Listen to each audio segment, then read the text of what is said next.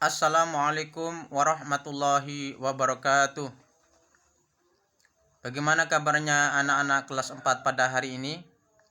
Insya Allah anak-anak kelas 4 dalam keadaan sehat walafiat dan semoga dalam lindungan Allah Subhanahu wa taala. Amin. Amin ya rabbal alamin. Anak-anak, baik, pelajaran kita hari ini yaitu pelajaran kemuhammadiyahan kelas 4 SD Kreatif Muhammadiyah 1 Lumajang. Oke, baik anak-anak, sebelum kita menuju ke pelajaran, mari kita berdoa kepada Allah Subhanahu wa taala. Semoga Allah memberikan kita kemudahan di dalam memahami pelajaran. Berdoa mulai. A'udzu billahi minasyaitonir rajim. Bismillahirrahmanirrahim. Raditu billahi rabbah wa bil islami dina wa bi muhammadin nabiyyan wa rasula. Rabbi zidni ilma warzuqni fahma. Amin ya rabbal alamin. Oke, baik anak-anak, tadi kita sudah berdoa kepada Allah Subhanahu wa taala. Oke, selanjutnya kita menuju ke pelajaran. Sebelum Ustadz menjelaskan pelajaran, Ustadz mau baca terlebih dahulu. Masa kecil Kiai Haji Ibrahim. Kiai Haji Ibrahim dilahirkan di Kampung Kauman, Yogyakarta pada tanggal 7 Mei 1874. Jadi Kiai Haji Ibrahim ini dilahirkan di kampung Kauman, Yogyakarta. Pada tanggal berapa? Pada tanggal 7 Mei 1874. Kiai Haji Ibrahim putra dari Kiai Haji Fadil Rahmaningrat. Jadi Kiai Haji Ibrahim ini adalah putra dari siapa? Putra dari Kiai Haji Fadil Rahmaningrat. Ayahnya seorang penghulu. Penghulu hakim. Di negeri mana? Di negeri Kesultanan Yogyakarta pada masa Sri Sultan Hamengkubuwono ke-7. Jadi ayahnya adalah seorang apa? Adalah seorang penghulu hakim di negeri Kesultanan Yogyakarta pada masa Sri Sultan Hamengkubuwono ke-7. Kiai Haji Ibrahim adik kandung dari siapa? Adik kandung dari Nyai Walidah. Jadi dia adalah adik kandungnya Nyai Walidah. Masa kecil Ibrahim dilalui masa asuhan orang tuanya. Jadi masa kecilnya dia yaitu masa kecil yang diasuh oleh orang tuanya, dididik oleh orang tuanya. Dengan diajarkan mengaji Al-Qur'an sejak usia berapa tahun? Sejak usia 5 tahun. Jadi dia diasuh oleh orang tuanya, diajarkan mengaji sejak usia 5 tahun. Ia juga dibimbing memperdalam ilmu agama oleh kakak tertuanya sendiri. Jadi dia juga dibimbing dan memperdalam ilmu agama oleh siapa? Oleh kakak tertuanya. Kiai Haji siapa? Kiai Haji Muhammad Nur. Jadi dibimbing, diperdalam ilmu agamanya oleh kakak tertuanya yaitu Kiai Haji Muhammad Nur.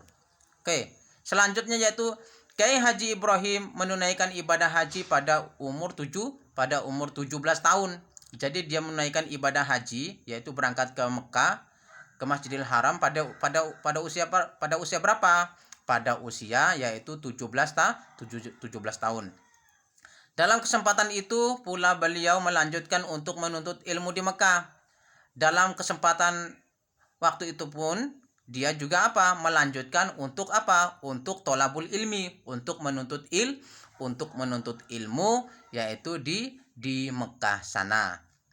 Waktu menuntut ilmu di Mekah selama 8 tahun. Jadi dia menuntut ilmu di Mekah berapa tahun? Selama 7 tahun. 7 tahun atau 8 tahun. Kepulangan beliau dari Mekah ke Yogyakarta disambut meriah oleh masyarakat.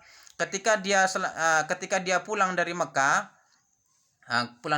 menuntut ilmu, setelah itu dia pulang kemana? Pulang ke Yogyakarta, disambut oleh warga, oleh masyarakat di Yogyakarta, yaitu disambut dengan meriah, dengan senang hati karena kedatangan dia.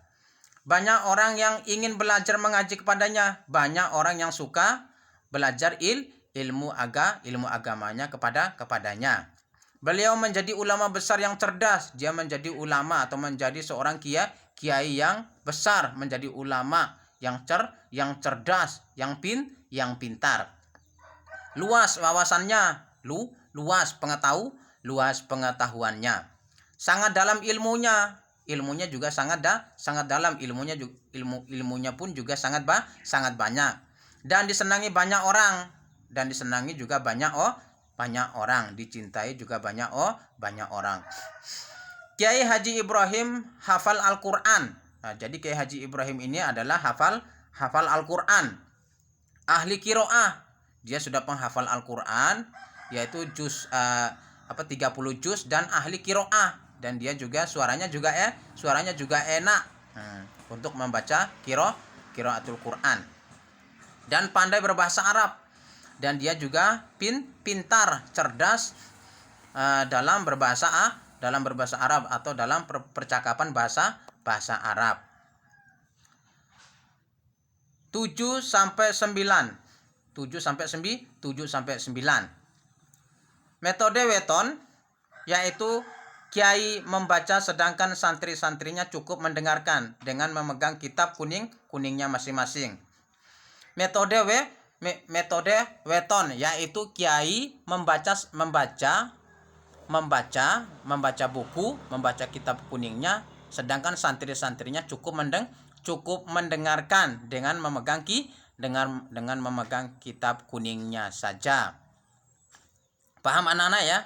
Selanjutnya yaitu pengajian weton ini diadakan sore setelah sholat asar sampai kurang lebih menjelang maghrib. Jadi pengajian memegang kitab kuning ini, yaitu pengajiannya diadakan sejak kapan? Sejak sore, yaitu setelah sholat asar sampai kurang lebih menjelang maghrib. Sudah kadang-kadang sampai maghrib. Jadi sebelum maghrib itu mereka sudah selesai, yaitu belajar apa? Kitab kuning. Oke, baik anak-anak, mungkin hanya ini yang dapat Ustadz sampaikan. Apabila ada kesalahan, Ustadz minta maaf yang sebesar-besarnya. Baik anak-anak, Ustadz tidak memberi kalian tugas, cuman Ustadz meminta anak-anak cukup buatkan 5 pertanyaan saja ya. 5 pertanyaan saja dari materi yang Ustadz jelaskan dari awal sampai akhir ini. Cukup 5 pertanyaan saja. Nanti setelah itu difoto terus dikirimkan ke Ustadz Sudirman. Paham anak-anak ya? Oke, selanjutnya di sini ada tulisan, yaitu jika kau tak sanggup menahan lelah karena belajar, kau harus sanggup menahan derita karena kebodohan. Jadi dari kalimat ini anak-anak harus benar-benar dan rajin belajar, sering-sering membuka buku, biar anak-anak tidak menjadi orang yang bodoh.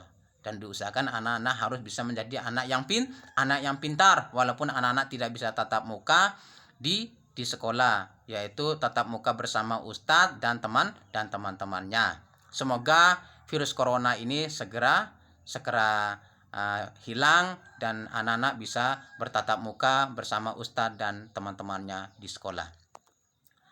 Baik anak-anak, terima kasih. Mungkin hanya ini yang dapat Ustadz sampaikan. Terima kasih anak-anak sudah mendengarkan apa yang disampaikan oleh Ustadz mulai dari awal sampai akhir. Wa akhirul kalam. Wassalamualaikum warahmatullahi wabarakatuh.